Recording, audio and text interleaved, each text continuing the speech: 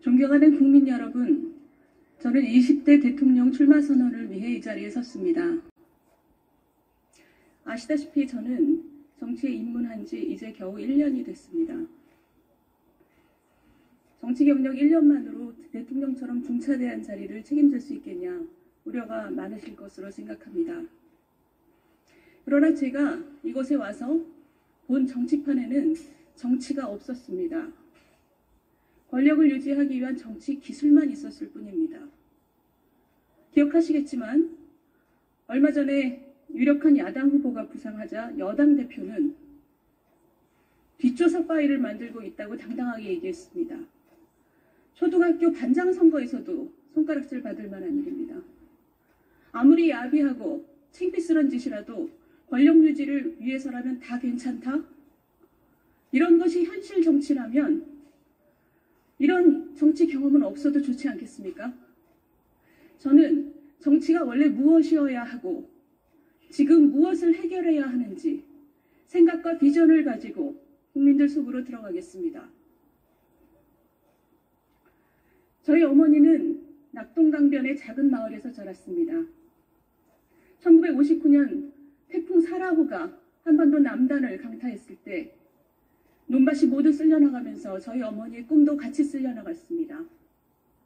진학하려는 꿈을 접고 저희 어머니는 입을 줄여야 되기 때문에 강 건너에 있는 집으로 시집을 갔습니다. 그 젊은 부부는 일자리를 찾아 서울로 상경했습니다. 4남매를 낳아 키우면서 저희 어머니는 내 자식들은 나처럼 배움을 포기하지 않도록 하겠다. 나보다 나은 삶을 살게 하겠다. 끊임없이 다짐했습니다. 저희 부모님은 그 소망을 이루었습니다. 눈부신 경제성장 속에서 산업화 세대는 자신들보다 나은 삶을 사는 자식 세대를 키워냈습니다. 나도 너희들처럼 살아보고 싶었다. 올해 80인 저희 어머니가 자주 하시는 말씀입니다. 그런데 지금 청년들은 어떻습니까? 경제가 내려앉으면서 기회가 사라졌습니다.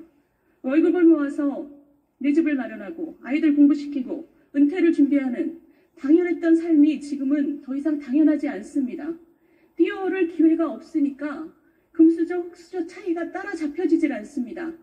이게 우리 시대의 급소이고 가시입니다.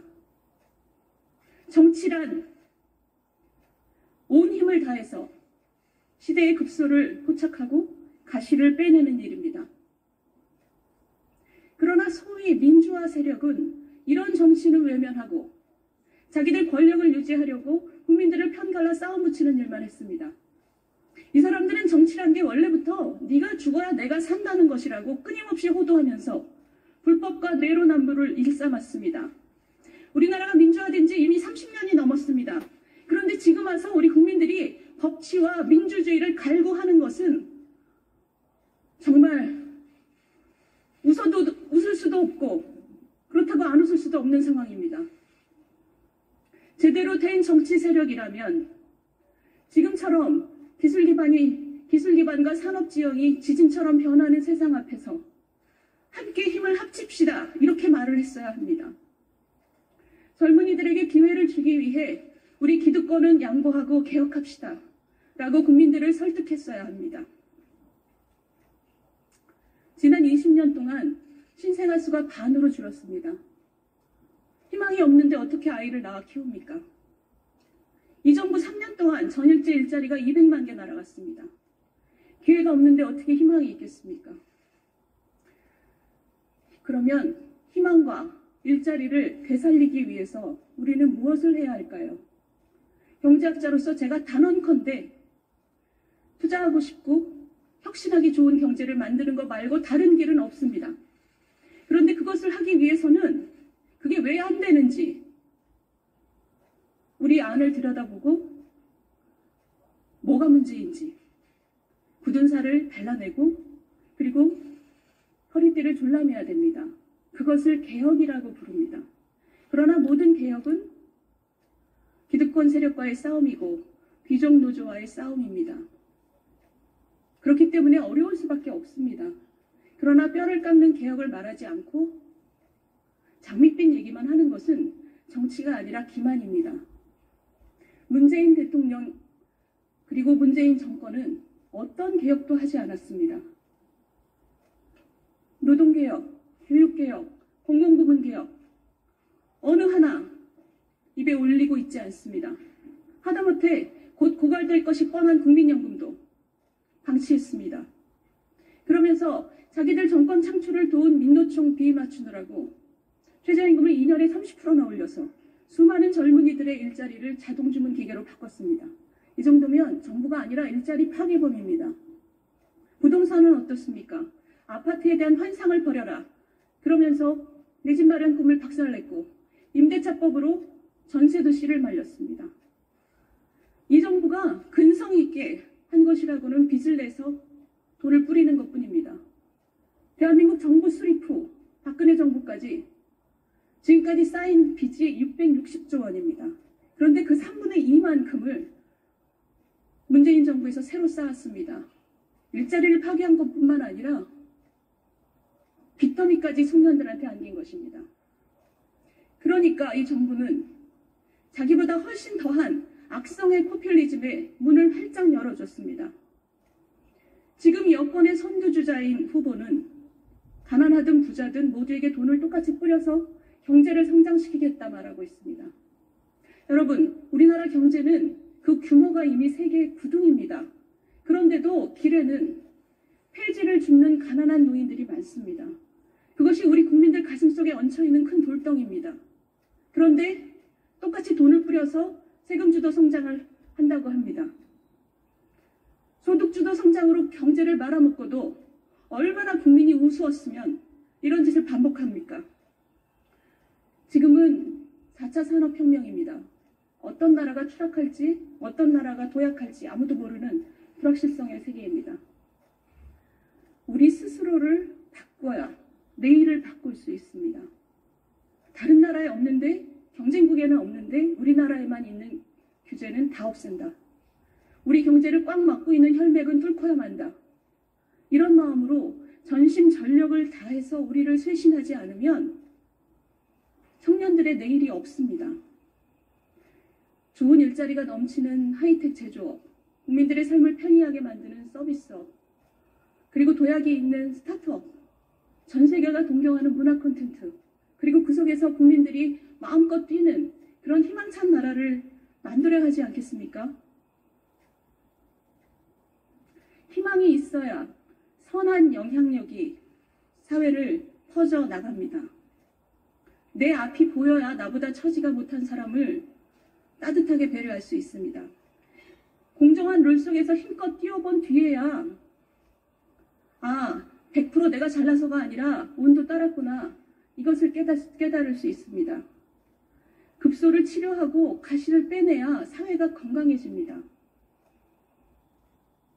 국민 여러분, 이번 대통령 선거는 너 죽고 나 죽자 정치를 끝내고 민주주의의 본질을 회복하는 선거가 되어야 합니다. 입으로만 공존을 외치면서 편가르기만 해대는 위선자들을 역사에서 몰아내는 선거가 되어야 합니다. 앙상한 이념으로 국민 삶을 망가뜨리는 탈레반들로부터 권력을 되찾아오는 선거가 되어야 합니다.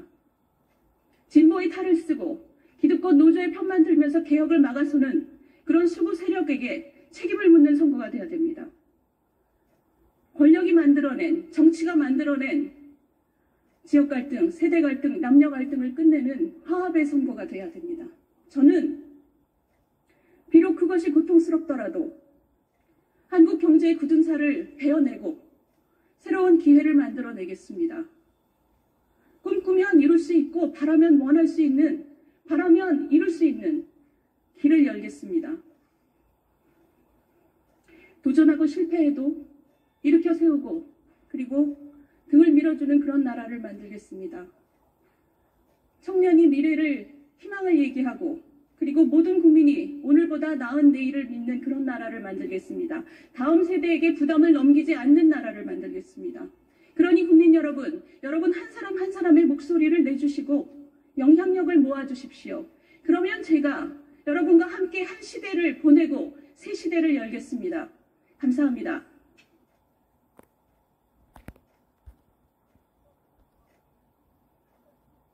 축하드립니다. 서학문에서 현 정부가 어떤 개혁도 하지 않았다면서 출마 배경을 말씀해 주셨는데 구체적으로 출마를 결심하게 된 장면이 있다면 어떤 게 있을지 하나 뽑아주실까요? 장면이 한 장면은 아니고요. 제가 지금 갖고 있는 우리 나라의 가장 꽉 막혀 있는 병목을 뚫어야 되기 위해서는 온 나라가 온 힘을 다해야 됩니다. 그런데 이것이 대통령 선거 국면에서 너무 우선순위가 떨어진다는 느낌을 받았어요. 지금 나와 계신 후보들, 앞으로 나오실 분들이 이 문제에 대해서 정말 온 힘을 다해서 고민하고 있느냐, 그 점이 저희가 좀 안타까웠고요. 그래서 나라도 나와서 해야 되겠다 이런 생각을 했습니다.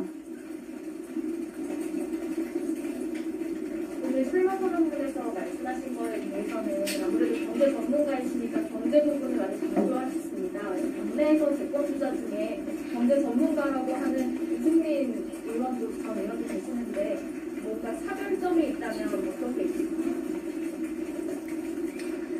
유승민 의원께서 아직 본격적으로 말씀을 하시는 것은 제가 별로 들어보진 않았는데 제가 가장 집중하고 있는 것은 지금 우리 청년들의 문제입니다. 우리 청년들이 기회가 없는 것은 이 사람들에게 어떤 시혜성으로 뭘 나눠줘서 해결할 문제가 아닙니다. 청년들이 지금 원하는 것은 공정한 경쟁을 원하는 거거든요. 자기가 자기 능력을 펼칠 수 있는 장을 만들어 달라는 겁니다. 그 문제의식을 제가 가장 잘 가지고 있다고 생각합니다. 네, 의원님 사실 앞서도 서울시장 후보라던가 당대표라던가 여러 번 많이 나갔었는데요. 대선으로 집행을 하는 것을 결정하게 된 성적인 이유는 어떤 건가요? 서울시장이나 당대표나 이름이 오르락내리긴 했지만 제가 잘할 수 있는 일일까에 대해서는 고민이 좀 됐었고요. 이번 대선도 사실 이번 후보들께서 갖고 나오신 얘기들이 우리 시대의 가장 중요한 얘기를, 우리 시대의 급소를 제대로 만지고 있다는 느낌을 받지 못했기 때문에 제가 결심을 한 겁니다. 의원님, 혹시의 장면들 중에 하나로 귀속노조를 꼽으셨고요. 귀속노조의 대표적인 사례라는 문제를 들어왔는데 민주노총을 또 이제 지칭을 하셨는데 특별하게 그런 문제의식을 가지게 된 이유가 좀 있습니까? 저는 그런 문제의식은 오랫동안 가져왔고요. 그런데 국민 여러분들께서 아마 가장 세게 느끼신 것은 이 정부가 시작하고 첫 2년 동안 최저임금이 30% 오르는 것. 그것은 사실은 원래 노총에서 주장했던 얘기를 그대로 여과 없이 정부가 시작했을 때 그대로 시행한 것이죠. 근데 그것이 어떤 부작용을 가져올 것인지를 전문가들은 이미 다 알았습니다. 우리나라처럼 이렇게 수준이 올라있는 경제는 그 정도의 충격을 아주 개발도상국도 아니고 우리처럼 이미 경제 수준이 돼 있는 나라는 그 정도의 충격을 소화하기는 굉장히 어렵거든요. 경제 성장률도 되게 낮고. 그러니 이것은 저같이 경제 정책을 연구하는 사람들로서는 정말 말도 안 되는 일이 정권과 그 정권의 정권 창출을 도운 세력 간의 결탁에 의해서 벌어진 거죠. 그 결과는 여러분들이 보시는 것처럼 수많은 젊은이들의 일자리가 날아갔습니다. 그런 것은 앞으로 반복돼서는 안 된다고 생각해요. 오늘 서학문에서 이재명 지사와 관련된 얘기를 솔직히 하는 것 같은데 이재명 지사 측에서 이제 의원님 출마를 놓고 대통령 깡과 관련된 이런 발언을 한 것 같아요.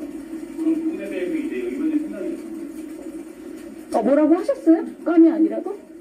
라디오 인터뷰에서 이재명 지사 측에서 이제 의원님 출마를 놓고 대통령 깡인지 아닌지에 대한 국민들의 판단이 필요할 거다 이런 취지의 발언을 예. 모든 후보가 깜인지 아닌지는 앞으로 검증 대상이죠.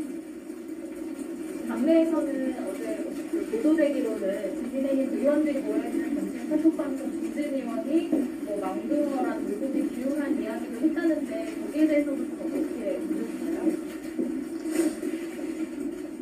그런데 망둥어가 뛰니까 숭어도 뛴다는 말씀을 하시는 분도 많아요. 그건 농담이고, 저는 우리 당의 경선을 흥미롭게 만들고 수준을 높이는 모든 후보, 아직 안 나왔지만 앞으로 나올 후보, 또 범야권의 후보들 모두가 다 숭어라고 생각합니다. 그 안에 망둥어가 어디 있겠어요? 우리 목적은 정권을 가져오는 것이고, 그래서 나라를 더 나은 나라로 만드는 것이니까 그런 얘기는 별 의미가 없지요. 언론 인터뷰에서 윤석열 전 검찰총장의 사리 어떤 의미고 좀 다양하게 있으신 건지 궁금해요. 지금 나온 질문이랑 굉장히 비슷한 건데 저는 그렇게 믿습니다. 범야권에 있는 후보들은 앞으로 나오실 분들까지 포함해서 모두가 사실은 같은 편이죠. 모두가 모두의 스파링 파트너라고 생각해요. 모두가 모두의 단점을 보완하고 강점을 살려주는 그 과정에서 굉장히 치열한 경쟁과 논쟁을 겪겠지만 결국 큰 목적 하에서는 서로의 모두가 모두의 스파링 파트너라고 저는 믿습니다. 그런 의미에서 윤석열 총장님 기자회견이라든가 이런 부분을 좀 어떻게 보셨나요? 저는 윤석열 총장님 그 기자회견은 굉장히 선명하다고 봤습니다. 굉장히 자신이 왜 지금 여기 나왔는지를 굉장히 선명하게 보여줬고, 그리고 이 정부의 무엇이 문제인지를 굉장히 잘 보여줬다고 생각을 합니다만, 우리 사회가 지금 앞으로 전진하기 위해서, 그러니까 지금 문제, 제가 좀 전에 천안문에서 얘기했듯이 민주화 80년 6.29 이후에 지금 35년이 지났습니다. 그런데 지금 국민들이 법치와 민주주의를 갈구하는 것 자체는 너무너무 문제인데 그것만 얘기하고 있어서는 안 된다는 게 제 생각이에요. 그거를 해결하는 거 너무 중요하다. 법치와 민주주의를 바로 세우는 거 너무 중요한데 정말 우리 세대의 급소가 뭐냐? 다음 세대가 자리를 못 잡고 있는 거예요. 이건 사회가 지속 가능성이 없다는 겁니다. 그러면 그것을 위해서 사회가 어떻게 앞으로 나갈 것인지를 얘기하는 것을 굉장히 중요하다고 생각하는데 그 윤 총장님 그 기자회견에서 그 부분이 좀 모질하지 않았나 제가 좀 아쉬워하고 있습니다. 의원님 청년 세대를 콕 집어서 말씀하셨는데 잠깐만요. 우리 권 선생님 우리 괜찮아요? 괜찮아요? 안 가도 괜찮아요? 네, 말씀하세요. 아직 좀 이르긴 하지만 구체적으로 구상하고 계신 청년 정책 계획 같은 게 있습니다. 여러 개가 있는데 그 공약에 대해서는 제가 또 가장 효과적인 방식으로 이 딜리버를 해야 되니까 그런 건 차차 얘기하는 게 좋을 것 같아요. 오늘 얘기하면 좀 김이 빠지잖아요. 의원님 그 페이스북 등으로 말씀을 주시긴 했는데 이재명 기사가 이야기하는 기본소득 그리고 나아가서 이재명 지사에 대해서는 어떻게 평가를 하시나요? 기본소득은 제가 조금 전에 좀 말씀을 드렸고 우리 사회의 굉장히 어두운 점은 우리가 너무 빨리 발전을 해서 그 발전하지 못한 부분과 발전한 부분의 차이가 굉장히 많습니다. 예를 들면 지금 제가 좋은 숫자를 말씀드리면 1970년에 중학교 진학률이 40%였어요.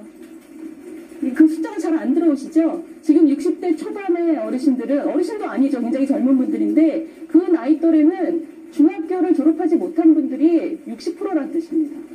그때는 그게 동네에서 아주 그 보통의 현상이었어요. 그런 분들이 우리나라처럼 빨리 발전하는 나라에서 가질 수 있는 직업은 매우 한정됐고 지금 그러니까 택시 운전 많이 하시잖아요. 우리나라는 격차가 굉장히 큰 나라인 것을 우리가 인정하고 있어야 됩니다. 그 격차를 어떤 식으로든 보완을 해야 되는 게 우리 시대의 또 사명인 거예요. 그런데 그 와중에 거기다가 코로나 때문에 이렇게 양극화가 더 심해졌는데 모든 국민에게 돈을 똑같이 나눠준다는 건 어떻게 해도 합리화가 안 됩니다. 그래서 지금 최근에 그 지사님께서 만들어낸 스토리가 그게 경제성장 정략이라고 말씀을 하신 거예요. 복지 아니라 경제성장론이다. 그러니까 그렇게 돈을 뿌리면 경제성장을 지속할 수 있다는 새로운 스토리를 갖고 나오신 거예요. 그게 인류 역사에서 그런 일은 한 번도 없습니다. 정부가 돈을 뿌려서 경제성장을 시키는 일은 인류 역사에 없어요. 잠깐의 경기 변동을 우리가 이 출렁이는 것을 막을 수는 있지만 무슨 얘기냐? 아주 기본적인 우리 인류가 가지고 있는 경제에 대해서 가지고 있는 축적되어 있는 가장 기본적인 상식을 뒤집고 계신다는 뜻이에요. 제가 그분에 대한 평가는 그 정도로 하겠습니다. 할까요? 저희가 다음 일정이 있어서 궁금하신 분들은 우리 이따 20분 1시 반에 다시 저희 기자회견 저희 방으로 911으로 오시면 의원님 더 얘기하실 거고요. 더 궁금한 게 있으신 분들은 10시 반에 이준석 대표 만나요.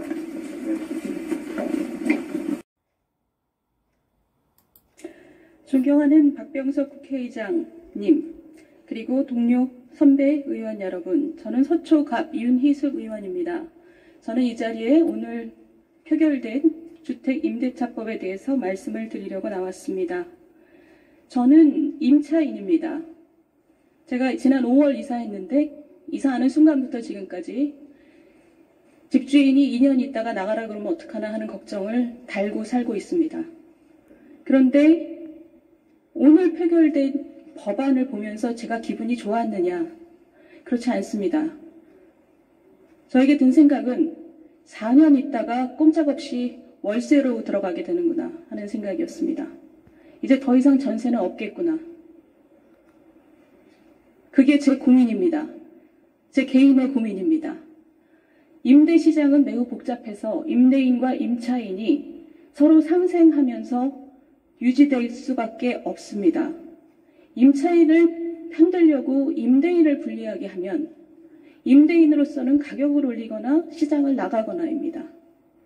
그러면 제가 임차인을 보호하는 것을 반대하느냐? 절대 찬성합니다. 그러면 어떻게 해야 되느냐? 정부가 부담을 해야 됩니다. 임대인에게 집을 세놓는 것을 두려워하게 만드는 순간 이 시장은 붕괴하게 되어 있습니다. 우리나라의 전세 제도는 여러분들이 모두 다 아시겠지만 전 세계에 없는 특이한 제도입니다. 고성장 시대에 그 금리를 이용해서 임대인은 목돈 활용과 이자를 활용했고 그리고 임차인은 저축과 내 집 마련으로 활용했습니다. 그 균형이 지금까지 오고 있지만 저금리 시대가 된 이상 이 전세 제도는 소멸의 길로 이미 들어섰습니다. 그런데도 많은 사람들은 전세를 선호합니다. 그런데 이 법 때문에 너무나 빠르게 소멸되는 길로 들어설 수밖에 없게 된 것입니다. 수많은 사람을 혼란에 빠뜨리게 된 것입니다. 벌써 전세 대란이 시작되고 있습니다. 제가 오늘 여기서 말씀드리려고 하는 것은 이 문제가 나타났을 때 정말 불가항력이었다라고 말씀하실 수 있습니까? 예측하지 못했다 이렇게 말씀하실 수 있습니까? 30년 전에 임대계약을 1년에서 2년으로 몰렸을 때 2년으로 늘렸을 때 단 1년 늘렸는데 그 전해부터 89년 말부터 임대료가 오르기 시작해서 전년 대비 30% 올랐습니다. 1990년은 전년 대비 25% 올랐습니다. 이렇게 혼란이 있었습니다. 그런데 이번에는 5%로 묶어놨으니 괜찮을 것이다. 지금 이자율이 2%도 안 됩니다. 제가 임대인이라도 세놓지 않고 아들, 딸한테 들어와서 살라고 할 것입니다. 조카한테 들어와서 살라고, 관리비만 내고 살라고 할 것입니다. 불가항력이고 전혀 예측하지 못했다. 100번 양보해서 그렇다 칩시다. 그렇다면 이렇게 우리나라 1000만 인구의 삶을 좌지우지하는 법을 만들 때는 최소한, 최대한 우리가 생각하지 못한 문제가 무엇인지 점검해야 합니다. 그러라고 상임위원회에 축소심의 과정이 있는 겁니다. 이 축소심의 과정이 있었다면 우리는 무엇을 점검했을까요? 들으세요!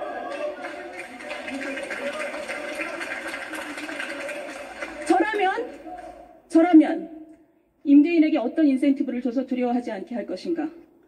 임대 소득만으로 살아가는 고령 임대인에게는 어떻게 배려할 것인가? 그리고 수십억짜리 전세 사는 부자 임차인도 이렇게 같은 방식으로 보호할 것인가? 이런 점들을 점검했을 것입니다. 도대체 무슨 배짱과 오만으로 이런 것을 점검하지 않고 이걸 법으로 달랑 만듭니까? 이 법을 만드신 분들 그리고 민주당 이 축조심의 없이 이 프로세스를 가져간 민주당은 오래도록 기억될 것입니다. 우리나라의 전세 역사와 부동산 정책의 역사와 민생 역사에 오래도록 기억될 것입니다. 경청해 주셔서 감사합니다.